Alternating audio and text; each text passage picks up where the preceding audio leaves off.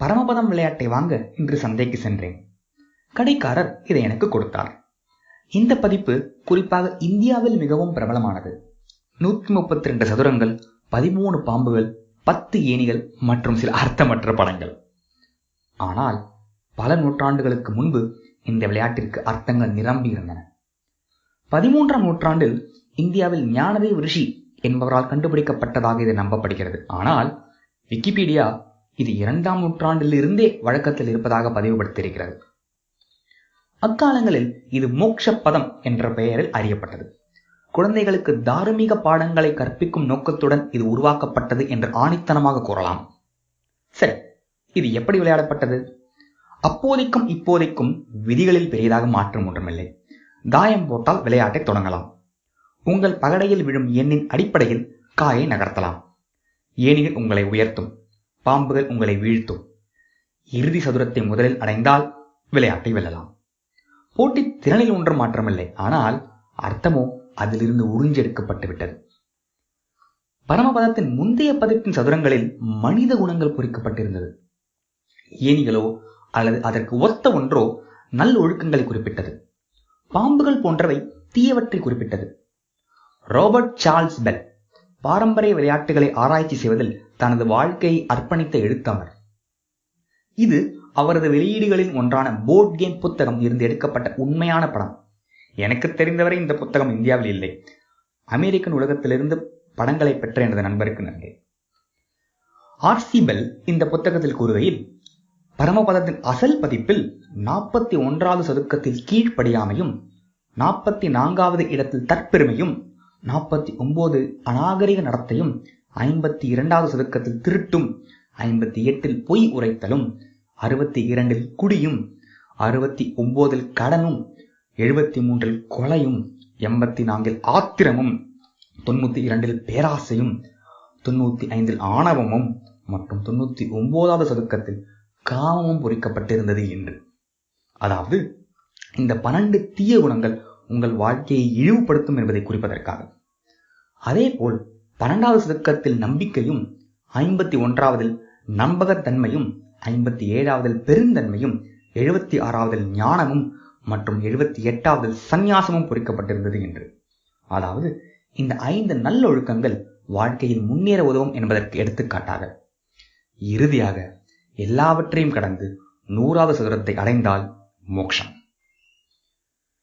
எனவே இந்த விளையாட்டின் மூலம் நீங்கள் நற்பண்புகளை பின்பற்ற வேண்டும், கெட்டவற்றிலிருந்து விலகி இருக்க வேண்டும் என்று குழந்தைகளின் ஆழ்மனதில் திறமையாக பதிவு செய்திருக்கிறார்கள் என்று சொல்லலாம். உதாரணமாக, இதை விளையாடும் ஒரு சிறு குழந்தை, கடவுளே, நான் கடனிலிருந்து தப்பிக்க வேண்டும், அந்த பெரிய பாம்பான பேராசையிலிருந்து தப்பிக்க வேண்டும், அதாவது பேராசை பெரு நஷ்டம் என்று அவர்களுக்கே தெரியாமல் அவர்களின் மூளையில் ஆழமாக பதிவு செய்யப்படுகிறது. ஆழ்ந்த கருத்து என்னவென்றால், மோட்சத்தை அடைய நற்செயல்களை புரிய வேண்டும். தவறான செயல்களை செய்தால் பாம்பின் வகையில் பிடிபட்டு மீண்டும் மீண்டும் பிறக்க வேண்டியதுதான். இதுதான் அதன் பின்னால் இருந்த ஆழ்ந்த கருத்து. மற்றொரு சுவாரஸ்யமான கண்டுபிடிப்பு, பிரெட் வெஸ்ட்வுட் மற்றும் ஸ்டீஃபன் மாஸ் நம் உலகத்தை மாற்றிய 25 அசாதாரண இனங்கள் என்ற புத்தகத்தில் அவர்கள் குறிப்பிடுகையில், 19ஆம் நூற்றாண்டுக்கு முன்பு விளையாட்டில் ஏணிகள் கூட இல்லை. பிறகு 2 வகையான பாம்புகள் இருந்தன. எப்படி? ஒன்று கருப்பு பாம்பு, மற்றொன்று சிவப்பு பாம்பு. கருநாகங்கள் தீய செயல்களை அடையாளப்படுத்தியது. அதே நேரத்தில் சிவப்பு நாகங்கள் வணங்கத்தக்க பாம்புகளாக கருதப்பட்டது. அவைகளை பிடித்து நீங்கள் மேலே ஏறலாம். இந்தியாவின் பல பகுதிகளில் சில வகையான பாம்புகள் இப்போது கூட வணங்கப்படுகின்றன. கருப்பு நாகங்கள், சிவப்பு நாகங்கள். ஆக நாம் பார்ப்பது என்னவென்றால், பல நூற்றாண்டுகளாக இந்த விளையாட்டு நிறைய மாற்றங்களுக்கு உட்பட்டு இருக்கிறது. 1892ஆம் ஆண்டில் இந்தியா பிரிட்டிஷ் கட்டுப்பாட்டில் இருந்தபோது இந்த விளையாட்டு ஆங்கிலத்தாரால் ஈர்க்கப்பட்டு யுனைடெட் கிங்டம் அறிமுகப்படுத்தப்பட்டது. 1943ஆம் ஆண்டில் மில்டன் பிராட்லி என்பவர் இந்த விளையாட்டை அமெரிக்காவில் அறிமுகப்படுத்தினார். துரதிருஷ்டவசமாக அசல் பதிப்பு மாற்றப்பட்டது. மேலும் இது சூட்ஸ் அண்ட் லேடர்ஸ் என்று அறியப்பட்டது. நல் ஒழுக்கங்களின் படங்கள் அகற்றப்பட்டன. அவை போக்குவரத்து சிக்னல்கள், ரயில்கள் போன்ற சில முக்கியமற்ற படங்களாக மாற்றப்பட்டன. தவிர நீங்கள் பாம்பின் வாலில் தொடங்கி அதன் வாயில் விழுவீர்கள். மற்றும் பாம்புகள் மற்றும் ஏணிகளின் எண்ணிக்கை சமமாக செய்யப்பட்டது. நீங்கள் பலகையை உன்னிப்பாக கவனித்தால் முந்தைய பதிப்புகளில் ஏணிகளை காட்டிலும் பாம்புகள் அதிகமாக இருக்கும். அது நல்லொழுக்கங்களை அடைவது மிகவும் கடினம், அதே நேரத்தில் தீய குணங்களை பெறுவது ஒப்பீட்டளவில் எளிதானது என்பதை குறிக்கும் வகையாக அமைந்திருந்தது. ஆனால் நவீன பதிப்புகளில் இந்த இரண்டும் கிட்டத்தட்ட சமன் செய்யப்பட்டுள்ளது.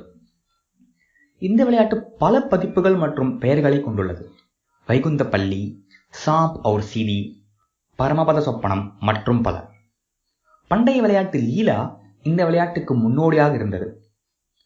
சமணர்கள் கூட தங்கள் மதத்தின் பதிப்பிற்கு இதே போன்ற விளையாட்டை கொண்டிருக்கிறார்கள். அது கியான் சௌப்பர் என்று அழைக்கப்படுகிறது. 18ஆம் நூற்றாண்டின் பிற்பகுதியில் சமணர்கள் உபயோகித்த விளையாட்டின் பதிப்பு புதுடெல்லியில் உள்ள தேசிய அருங்காட்சியில் இன்று கூட நாம் பார்க்க முடியும். அவர்கள் 10 நாள் நீடிக்கும் பருஷான் நிகழ்வில் இந்த விளையாட்டை விளையாடுவதை வழக்கமாக கொண்டுள்ளனர். இதேபோல் சில இந்துக்கள், குறிப்பாக வைணவர்கள், இரவு முழுவதும் விழித்திருந்து இந்த விளையாட்டை வைகுந்த ஏகாதசி அன்று விளையாடுவார்கள். விளையாட்டின் போது நீங்கள் பாம்புக்கு இரையாகிக் கொண்டே இருந்தால் நிறைய பாவம் செய்துள்ளீர்கள் என்றும், அல்லது ஏணிகளை எளிதாக ஏறிக்கொண்டே இருந்தால் நிறைய புண்ணியம் செய்துள்ளீர்கள் என்றும் மக்களிடம் பரவலாக நம்பிக்கை உள்ளது. ஆனால் இதை உறுதிப்படுத்த எந்த ஆதாரமும் இல்லை. எனவே மகிழ்ச்சியுடன் விளையாடுங்கள். இறுதி குறிப்பு. நன்கு அறியப்பட்ட வரலாற்றாசிரியர் Devdutt Pattanaik fate and free will என்ற தனது கட்டுரையில் இந்த விளையாட்டை தாயக்கட்டை போன்ற மற்றொரு பழைய விளையாட்டு பச்சீசி உடன் ஒப்பிடுகிறார். பரமபதத்தில் பகடையில் விழும் எண் விதி. ஏணியில் ஏறுவது அல்லது பாம்புகளால் விழுவது உங்கள் கட்டுப்பாட்டில் இல்லை. ஆனால் பச்சீசியில் உங்கள் அதிகார வரம்பில் சில காய்கள் உள்ளன. அதிலும் பகடைகளில் எந்த எண் விழும் என்பதில் உங்களுக்கு கட்டுப்பாடு இல்லை. ஆனால் எந்த காயை நகர்த்துவது, எப்படி நகர்த்துவது என்பதை நீங்கள் தீர்மானிக்கலாம். எனவே இந்த விளையாட்டு விதிக்கு முழுமையாக அடிபணியாது, ஏனெனில் உங்கள் பங்களிப்பும் கணிசமாக உள்ளது. இது இந்த விளையாட்டின் கைவினைஞர்களுக்கு பின்னால் உள்ள சிந்தனையாகும். இறுதியாக, ஒரு குழந்தை விளையாடும் ஒரு விளையாட்டில் எவ்வாறு தார்மீக விஷயங்கள் சேர்க்கப்பட்டுள்ளன என்பதை காண்கிறோம். எளிமையான சொற்களை சொல்ல வேண்டுமென்றால், பரமபதம் மனிதர்களின் வாழ்க்கை வெற்றி தோல்வி ஏற்றத்தாழ்வுகள் ஆகியவற்றால் நிரம்பியுள்ளது என்பதை கற்பிக்கிறது. ஆகவே எத்தனை முறை பாம்பின் வழியாக விழுந்தாலும் உங்களை உயர்த்துவதற்கு எப்போதும் ஒரு ஏணி காத்திருக்கும் என்று நம்புங்கள். எனவே வாழ்க்கையின் விளையாட்டை நம்பிக்கையுடன் விளையாடுங்கள், இலக்கை எட்டும் வரை.